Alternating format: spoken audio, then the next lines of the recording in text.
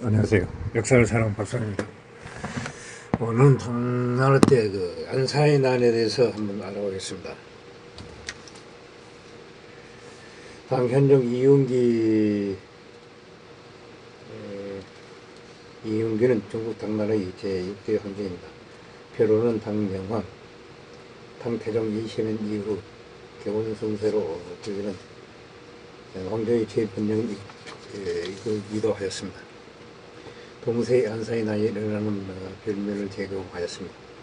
당 예종 2단의 3남이며 어머니는 소영 항구 도시입니다. 이윤기는 처음에 처왕으로 책봉되었습니다. 후에 임치왕으로 다시 책봉되었으며 일찍 별가등 요직을 맡았습니다. 당시 황후인 그 어머니 황후 이씨에게 모함을 받아 수도 장안으로 소환됐습니다. 710년 유씨가 딸 안락공주와 결탁하여 황제인 중종 이현을 죽였습니다. 이것을 알아챈 이윤기는 오림된 병사의 소집 중도로 들어가 이씨와 안락공주를 죽였습니다. 이에 이씨 가문 모두를 몰살시켜버렸습니다. 또한 자신의 할머니인 성신 황제의 무시지만 무시까지 모두 몰살을 시켰다고 합니다.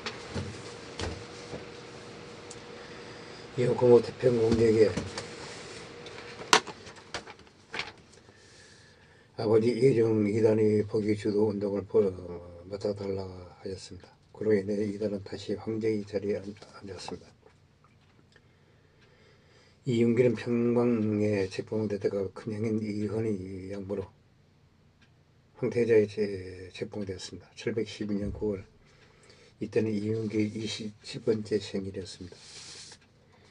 예종 2단은 황태자 이윤기에게 황제의 일을 물려주고 연호를 선천이라 하였습니다. 이가 당나라의 제6대 황제인 현종입니다. 현종 이윤기가 즉위하였으나 그의 고모 태평공주는 황위를 누리고 있었습니다.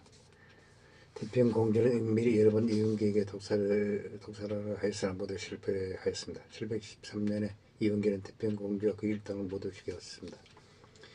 현종 이윤기는 1년 뒤 713년에 연호를 개원으로 바꾸고 정치에 본격적으로 착수하였습니다. 현종을 섬기던 관직에는 유능한 재상들이 많았습니다. 여승, 한유, 송경, 장우령, 소승 등이었습니다.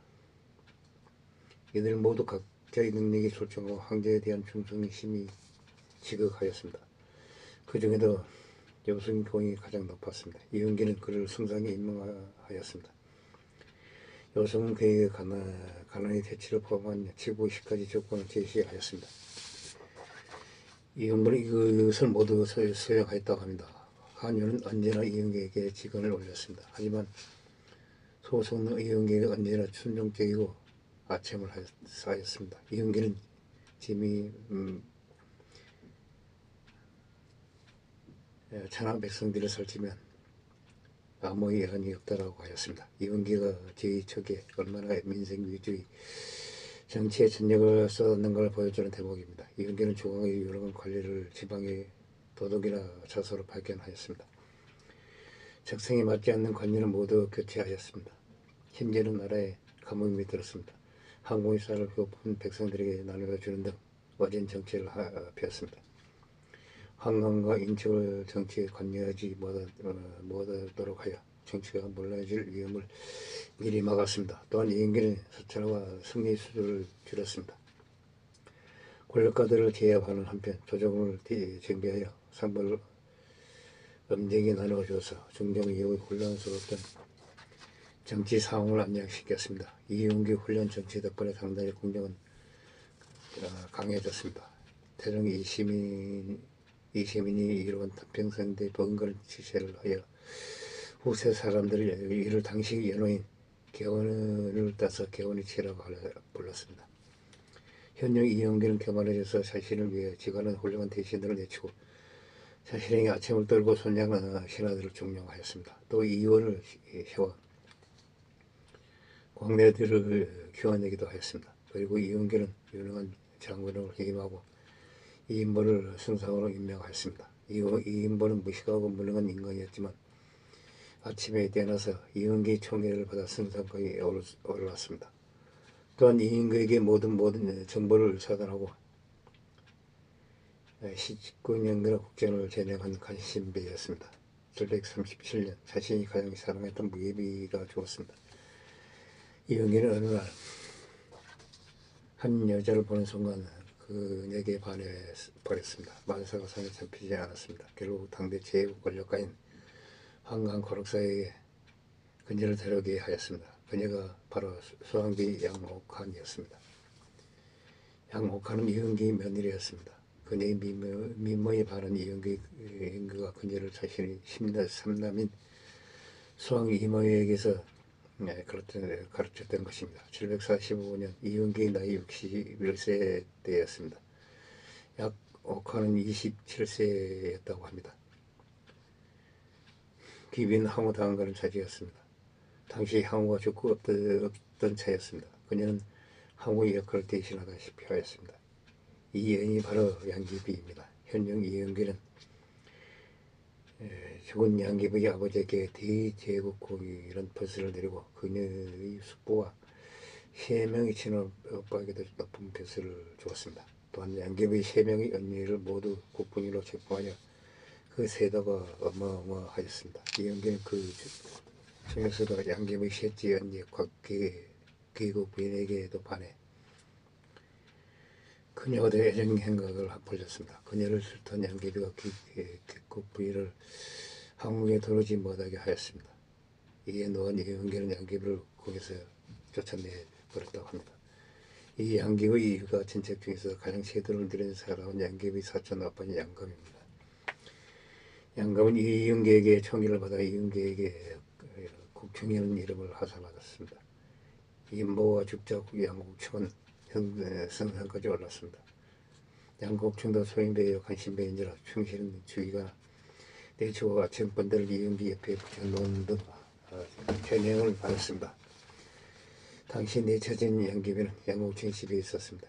양국충이 한강 고록소와 단합하여 양귀비와 이은기 관계를 화해시키려 하였습니다. 이은기는 결국 화해를 받아들였습니다. 그러자 양귀비와 같이 하천궁에서 모욕을 하였습니다. 그녀의 육체를 본 이은기는 다시 그녀에게 빠져들었습니다. 747년 이은기는 철도서 안록산이 장원으로 왔습니다. 성대한 잔치를 베풀었습니다. 여기서 안록산과 양귀비가 처음 대면을 하게 됩니다. 안록산은 이은기와 양귀비 청애를 받아 양귀비의 수양 아들이 되었습니다. 변방의 국방까지 책임지게 되었으며 양귀비는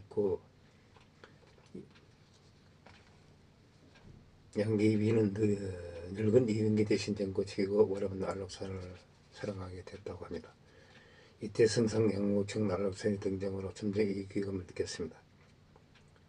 이은기에게서 이 안록산을 모함하였습니다. 그러나 양귀비는 언니나 안록산을 포용하여 그를 위기에서 구했습니다. 양귀비는 조정의 권세까지 장악하게 되었으며 1014년 755년 안록산은 변방으로 돌아가 부하사선명과 함께 양국충 타라다를 명분으로 반란을 일으켰습니다. 이 반란이 바로 안사의 날입니다. 반란이 일어나자 이은기와 양귀비는 양국충과 그 일가 친척들을 모두 장안에서 피신시켰습니다. 반란군은 계속 장안을 향해 진격하였습니다. 하지만 이은기의 호위를 하던 관군이 일행이 머무르고 있는 마에파에서 양국충과 그 일가를 모두 죽일 것을 강요하였습니다. 양복치에 놀라 허둥거렸습니다. 군인들은 그를 끌어내어 목을 베어버렸습니다. 시체를 조각으로 토막을 냈다고 합니다. 이들은 이은기가 쉬고 있던 여관에서 계속 시위를 하였습니다. 신하 이근소 200인진을 보내서나 소용이 없었습니다. 이은기 자신이 그들을 설득하기 시작하였습니다. 군인들은 양귀비를 죽일 것을 강요하였습니다. 고록사 역시 선택이 없다고 하였습니다. 이은기는 어쩔 수 없이 양귀비에게 자결을 하라고 하였습니다. 양귀비는 울면서 여관 옆 나무에 목을 메어 죽었다고 합니다. 이때 그의 나이가 38세, 때는 756년이었습니다. 양귀비가 죽었다는 소식을 들은 군인들은 한우성을 지으며 박수를 쳤다고 합니다. 다시 이은기를 호위해 서쪽으로 행군을 하였습니다. 그러나 따라온 항체사 이형은 마을파에서 남아 조정기를 주관하였습니다. 북쪽으로 올라가 영무에서 황제의 위에 올랐습니다. 이윤기를 태상왕으로 삼았습니다. 757년 12월 태상왕 이윤기는 장원으로 돌아왔습니다. 감내전에서 거처며 슬세한 나라를 관했다고 합니다. 5년 뒤인 762년 5월 양귀비에 대한 그리움과 지난날의 영화에 대한 허무함 때문에 병이 들었습니다. 그는 오피를 천하게 불고 궁녀를 불러 자신을 모욕시키라고 하였습니다. 그리고 그 다음 날 5월 3일 새벽에 죽으니 그때 나이가 78세였다고 합니다. 당나라의 최대의 일이 몰락으로 가는 길 안사이 난입니다. 양귀비가 안록산과 간통을 하며 천안을 흔들었습니다. 여기에 민중들이 들고 일어났습니다. 결국 양국충 양귀비는 죽게 됩니다. 결국 개원의 치라고 하는 현종 이윤기도 결국 쓸쓸하게 말년을 맞아 78세의 나이에 죽었습니다. 이상 난사의 난에 대해서 알아봤습니다. 당시 부족합니다. 양해 부탁드립니다. 감사합니다.